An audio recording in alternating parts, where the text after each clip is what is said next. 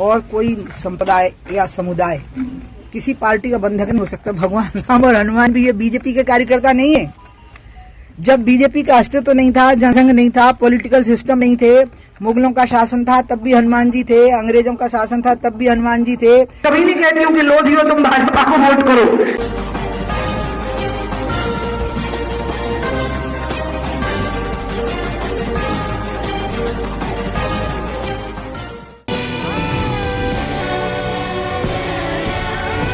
नमस्कार, सलाम। मैं हूं राशिद अहमद खान और आप देख रहे हैं जय है। बीजेपी की फायर ब्रांड नेता कही जाने वाली उमा भारती अपने बयान को लेकर एक बार फिर चर्चा में है। उमा भारती का एक बयान वायरल हो रहा है जिसमें उमा भारती कह रही हैं कोई भी समुदाय और संप्रदाय बीजेपी का बंधक नहीं हो सकता है।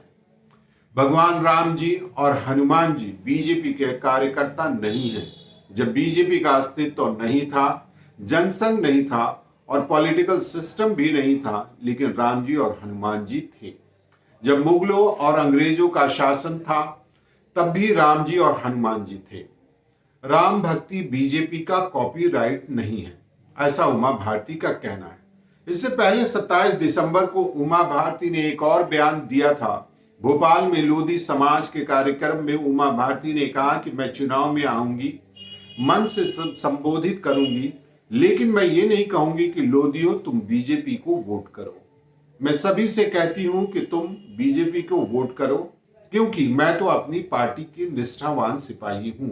लेकिन मैं आपसे थोड़ी अपेक्षा करूंगा कि आप पार्टी के निष्ठावान सिपाही होंगे। अब आपको अपने आसपास का हित देखना है। पहले आप सुनिए उमा भारती का वो बयान जो आज दिया है, उसके बाद आपको 27 दिसंबर का वो बयान सुनाऊंगा जो उन्होंने लोधी समाज में कार्यक्रम में दिया था। और कोई संप्रदाय या समुदाय किसी पार्टी का बंधक नहीं हो सकता। भगवान राम और हनुमान भी ये बीजेपी के कार्यकर्ता नहीं है। जब बीजेपी का अस्तित्व तो नहीं था, जनसंघ नहीं था, पॉलिटिकल सिस्टम नहीं थे, मुगलों का शासन था तब भी हनुमान जी थे, अंग्रेजों का शासन था तब भी हनुमान जी थे, और जब कलयुग के प्रारंभ के पहले द्वापर था तब भी हनुमान जी और राजा रामचंद्र जी थे। अगर हम बीजेपी वालों ने ये भ्रम पाल लिया कि नहीं सब हमने आंखें खोली तो सूरज चांद निकल आए हैं, तो फिर हमारे लिए विनाशकारी साबित हो जाएगा। हमें इस अहंकार से मुक्त रखना है, हनुमान जी के रहना है। हनुमान जी का कोई भी भक्त हो सकता है। और ये बात मैं पहली बार नहीं बोल रही।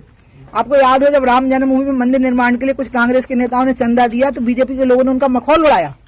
तो मैंने तुरंत कहा कि खबरदार जो राम भक्ति का मखौल उड़ाया किसी की। राम भक्ति पे आपने कोई कॉपीराइट नहीं कर लिया है अपना। राम का भक्त कोई भी हो सकता है, हनुमान का भक्त कोई भी हो सकता है, देशभक्त कोई भी हो सकता है। हम भी हैं, ये सत्य है। लेकिन किसने आपका अपमान रखा? मैं आऊंगी, मैं अपनी पार्टी के मंच पे आऊंगी, मैं लोगों का वोट मांगूंगी। मैं वोट में कभी नहीं कहती हूँ कि लोधियो तुम भाजपा को वोट करो।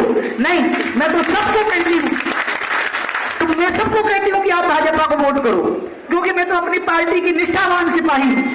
लेकिन मैं आपसे थोड़ी अपेक्षा करूंगी कि आप पार्टी के निष्ठावान सिपाही होंगे।